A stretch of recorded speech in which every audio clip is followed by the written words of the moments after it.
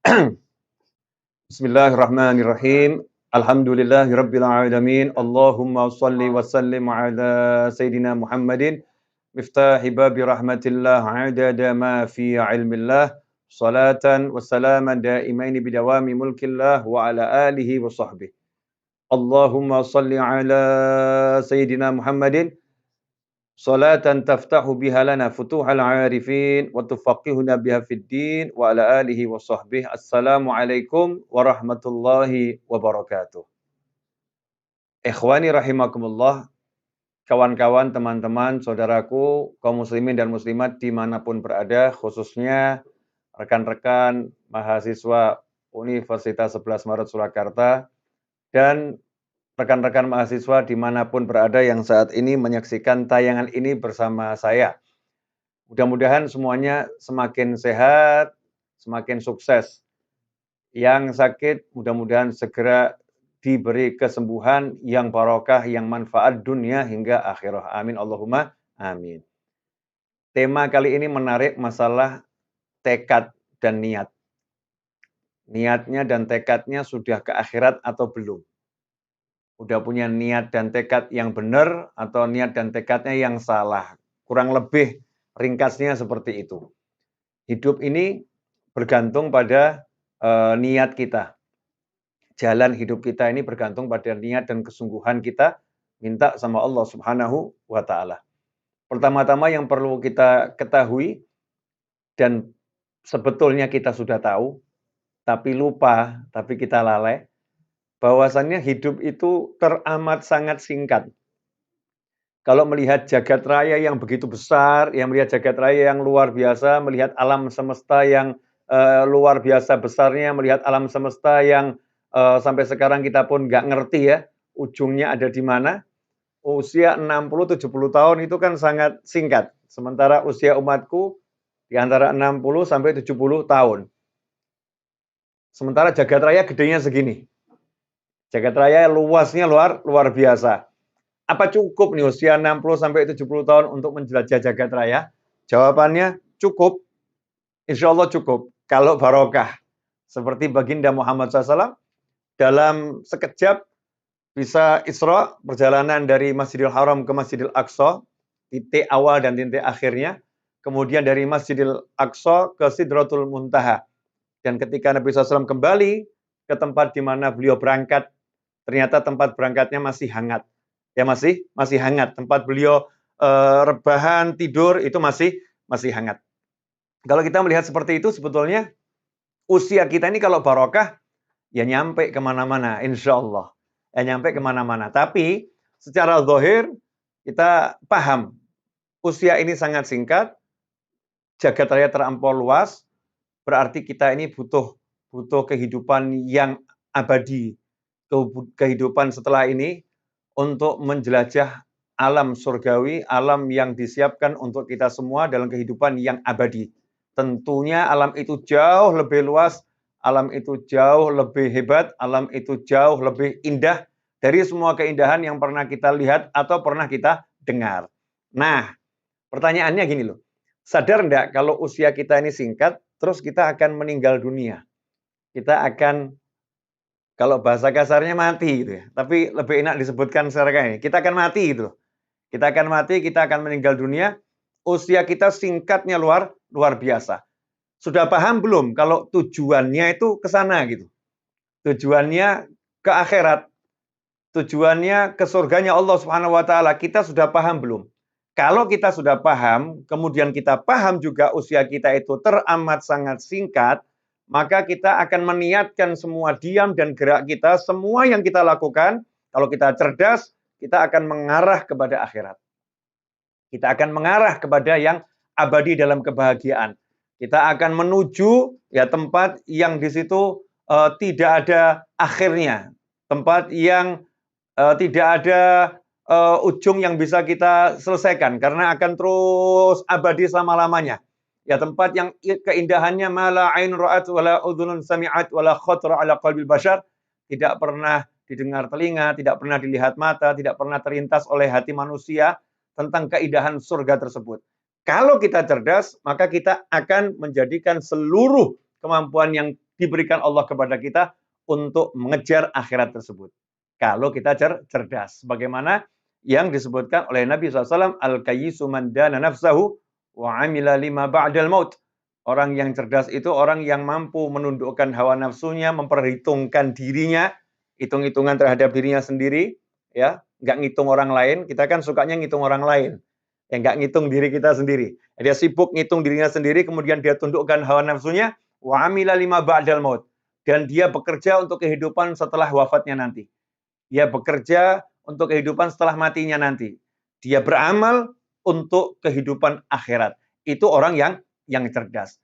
Nah, kalau kita sudah punya niat, harus dibuktikan. Saya niatnya masuk surga. Karena kalau kita tanya semua orang itu ya, insya Allah jawabannya sama. Maaf, mohon maaf dengan segala hormat. Perampok ditangkap, ditanya, Bapak perampok, pilih surga atau neraka? Jawabannya pasti surga. Oh, surga. Tidak mungkin saya pilih neraka, surga. Kalau pemabuk kemudian setelah sadar, ya kalau lagi mabuk jangan diajak bicara, berarti kita yang mabuk. Tahu ada orang mabuk kok diajak bicara, orang mabuk didakwahi, ya kamu jangan mabuk. Nah berarti kita yang dakwahin kita ini lagi mabuk, nggak sadar nih. Orang mabuk kok diajak bicara ya, tunggu sampai sadar dulu, normal dulu, udah bisa diajak bicara, baru kita tanya, ya pilih surga atau neraka? Jawabannya pasti akan, saya pilih surga. Pilih surga, nggak pilih neraka. Semua orang kalau ditanya, kamu lihat hidup, sebetulnya niatmu ini pengen masuk surga atau neraka? Jawabannya, pengen masuk surga. Nggak ada yang pengen masuk neraka. Tapi niat itu ada definisinya.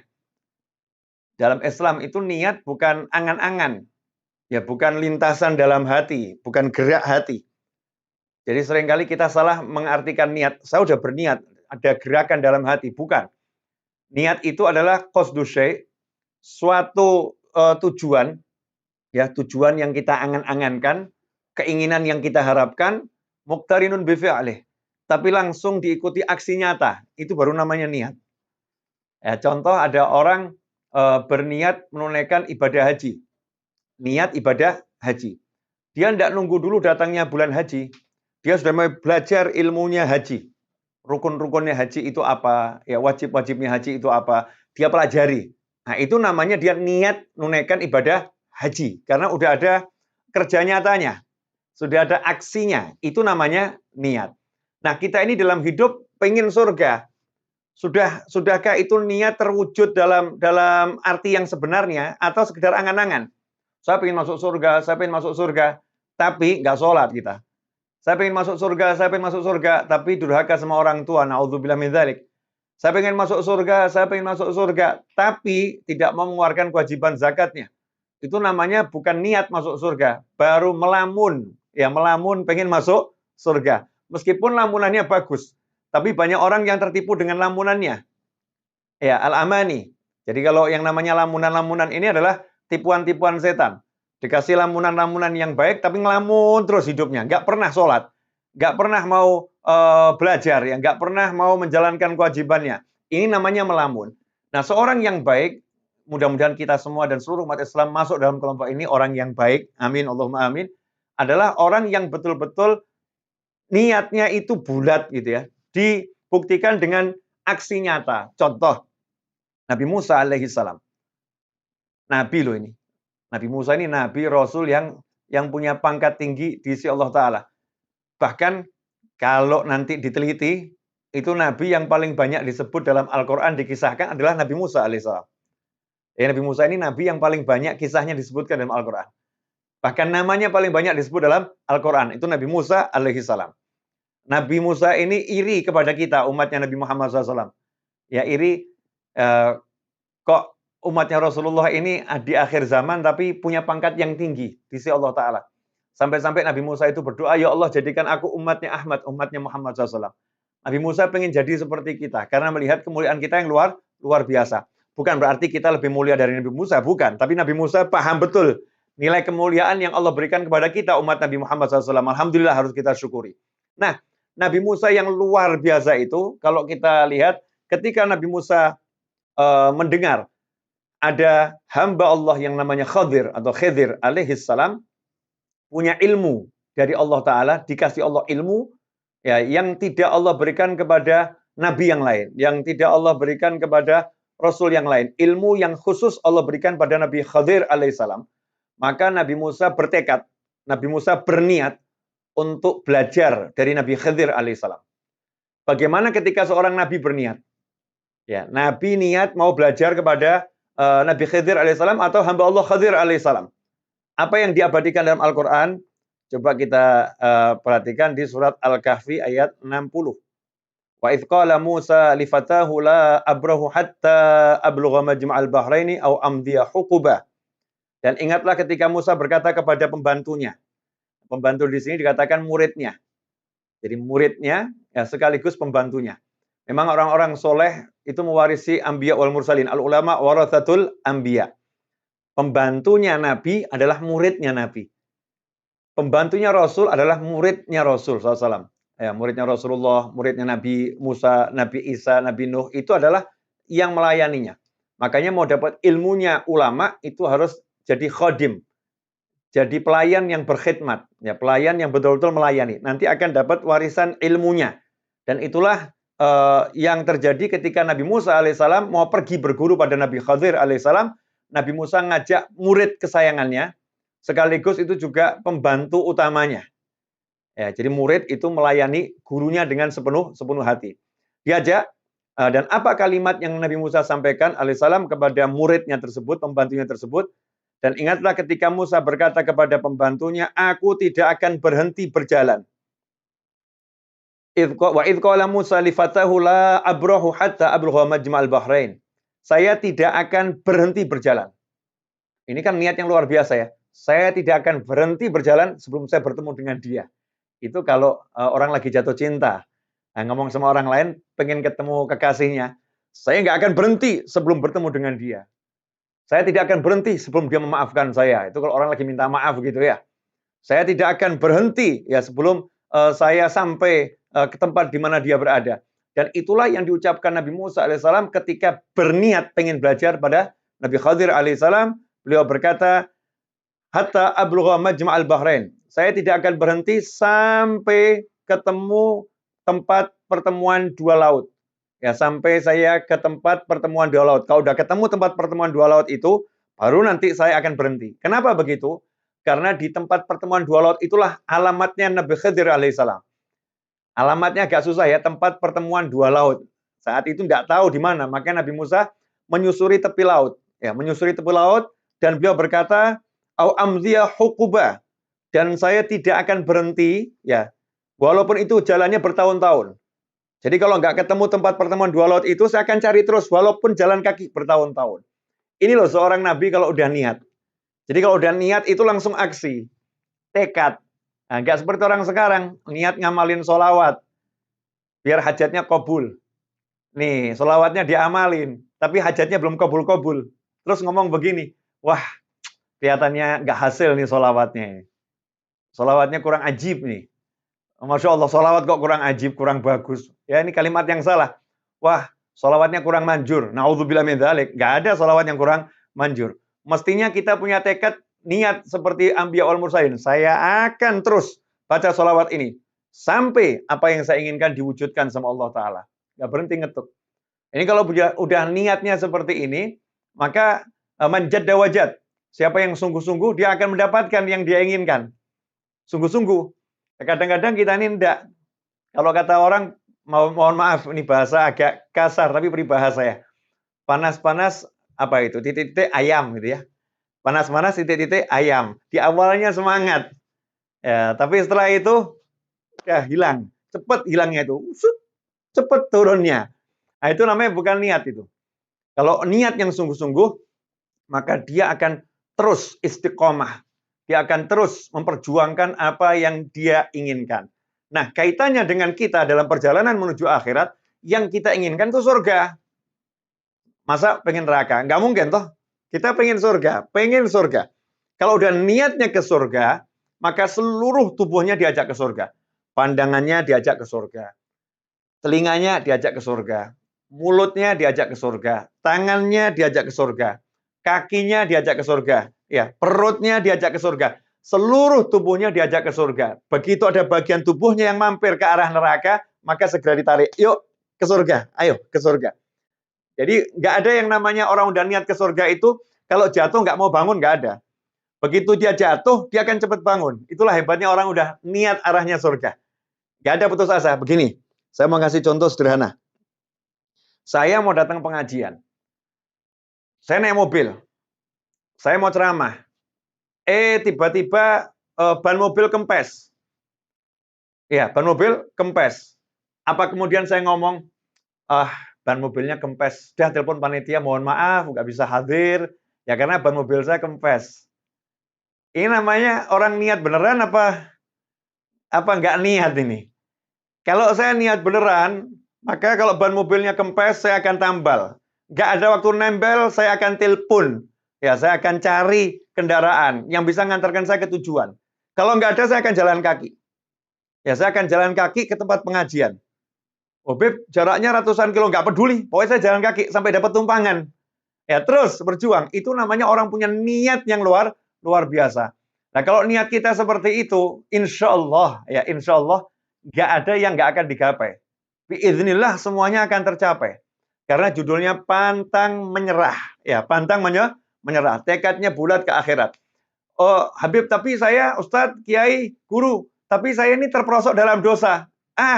Dosa itu nggak akan matahkan semangat orang-orang yang tujuannya akhirat. Karena apa? Karena Allah sudah mengatakan, Innallaha yuhibbut tawwabin wa yuhibbul mutatahhirin. Sungguh Allah mencintai orang-orang yang suka bertobat dan orang-orang yang suka bersihkan diri. Begitu dia tergoda nafsu, tergoda setan, terjerembab, terserungkur, masuk dalam kubangan dosa, maka dia ingat tujuanku adalah surga. Gak repot. Langsung dia berdiri, dia bersihkan tubuhnya, dia minta ampun sama Allah Ta'ala. Ya Allah, Allah ampuni aku. Ya Allah, maafkan aku. Ya Allah, aku banyak dosa. Ya Allah, Allah maha mengampuni orang-orang yang mau minta ampun pada Allah Subhanahu wa Ta'ala. Dia lanjutkan perjalanan. Bukan seperti orang yang terjebak dalam dosa, kemudian dia nggak tahu tujuannya akhirat, cuma nyesali. Kok saya bisa begini ya? Kok saya dosa lagi ya? Saya kok seperti ini ya? Sungguh saya jelek. Memang saya nggak pantas masuk surga.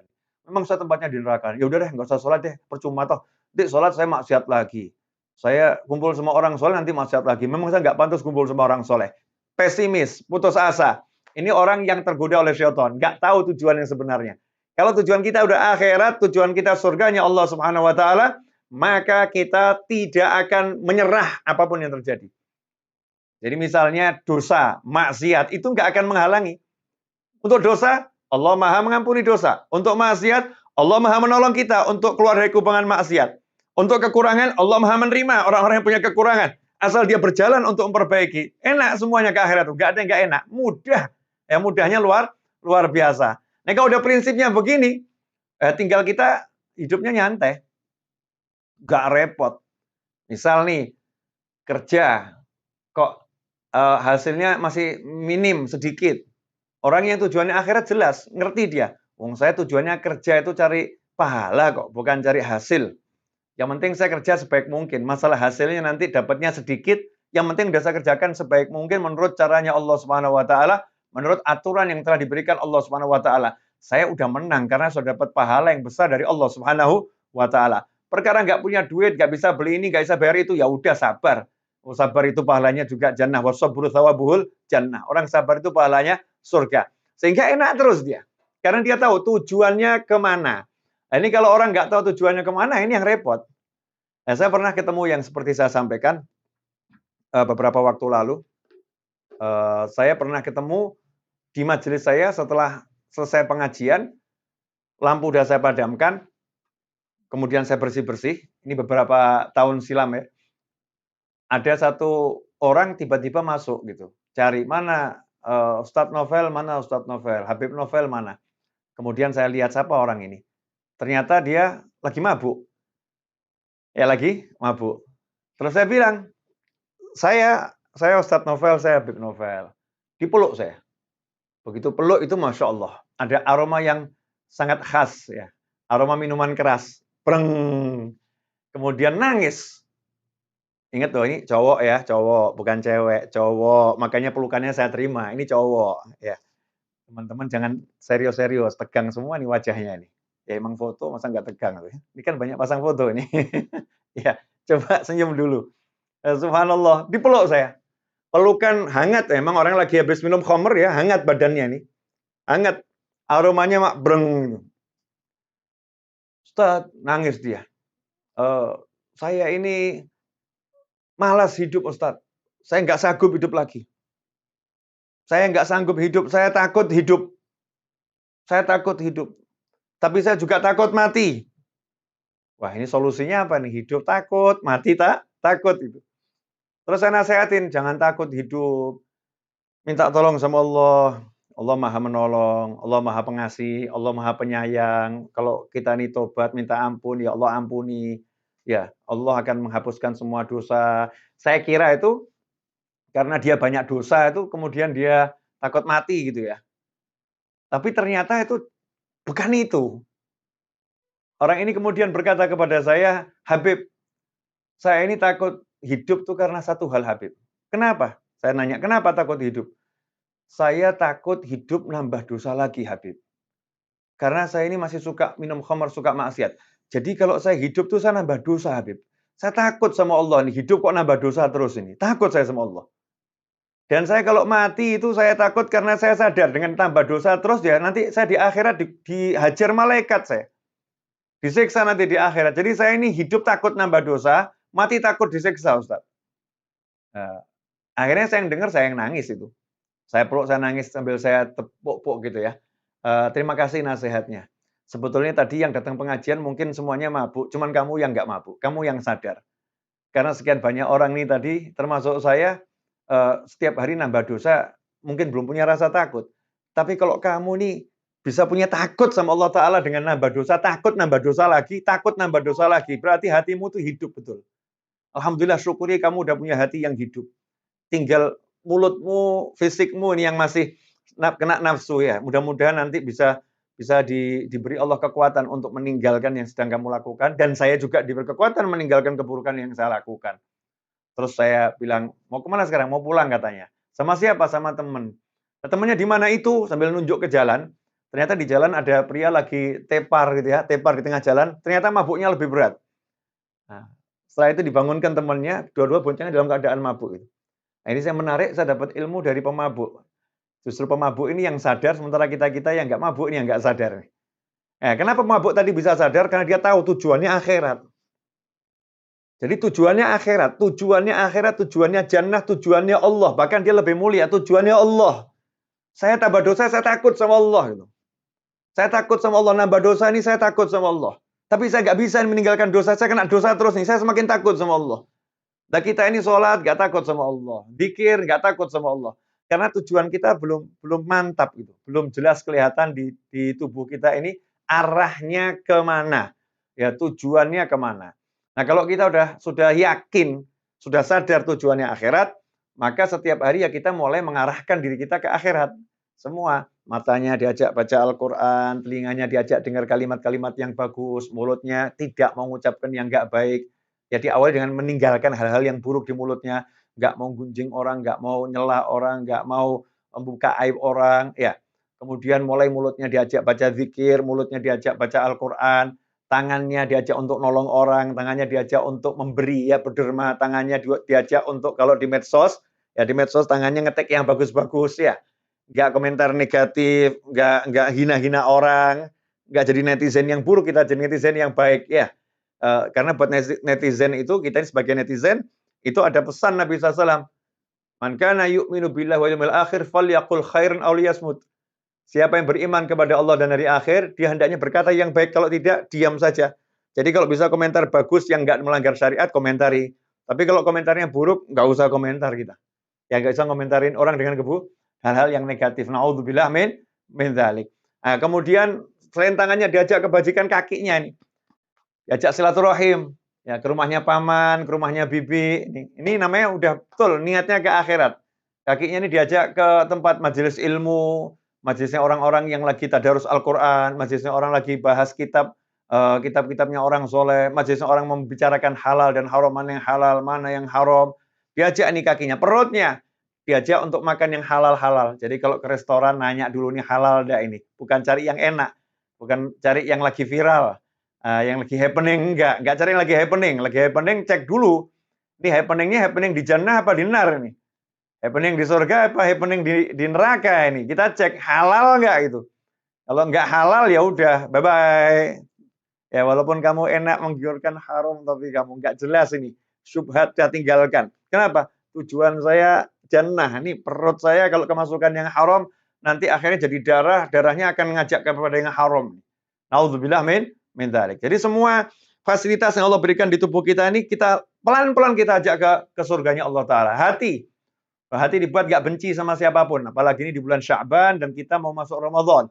Orang yang di bulan Ramadan masih ada kebencian pada muslim yang lain tidak akan diterima puasanya. Ya, dan tidak akan dapatkan ampunannya Allah, yang ampunan Allah itu betul-betul diobral di bulan suci Ramadan. Dia gak akan dapat ampunan itu kalau hatinya ada kebencian kepada muslim yang lain. Ikhwani rahimakumullah. Kebencian pada muslim biasa aja nggak boleh, apalagi pada muslim-muslim yang punya hubungan kekerabatan, apalagi pada orang tua, naudzubillah min dzalik, apalagi kepada guru-guru ya, guru-guru kita yang mengajarkan kebaikan. Kalau ada kebencian pada muslim yang lain, tidak akan diterima ibadahnya selama bulan suci Ramadan, tidak akan dapat ampunan dari Allah Ta'ala. Allah nggak membutuhkan ibadah kita. Allah nggak butuh. Jadi kita disuruh ibadah tapi dengan hati yang bersih. Hati nggak benci siapapun. Kan enak sebetulnya ya. Orang yang punya benci sama orang lain itu kan nggak enak loh. Nggak enak loh. Ya, ingat namanya hatinya nggak enak. Lihat potret, ini ya Allah gitu ya. Masuk satu mall, begitu mau duduk di tempat makan, lu kok ada dia? Nggak enak, pindah tempat makan yang lain. Terpaksa makan yang nggak enak itu. Padahal ada tempat makan yang kita sukai, gara-gara ada satu orang, kita lari gitu, meninggalkan tempat tersebut. Gara-gara hati ada benci, nggak suka sama orang, rugi kita. Ya, belum lagi kalau sampai mangkol, sampai pegel, sampai dongkol. Akhirnya ngerusak jantung. Nah, kemudian kena serangan jantung. Terus meningkat penyakit yang lain. Naudzubillah min dzalik. Karena apa? Ada rasa benci dalam hati. Ikhwani rahimakumullah. Jadi semua yang saya sampaikan ini, meskipun sekitar 30 menit sudah saya bicara, mudah-mudahan berkah dan manfaat. Ya, insya Allah begitu. Selanjutnya, tanya jawab waktu saya kembalikan kepada Mas moderator, host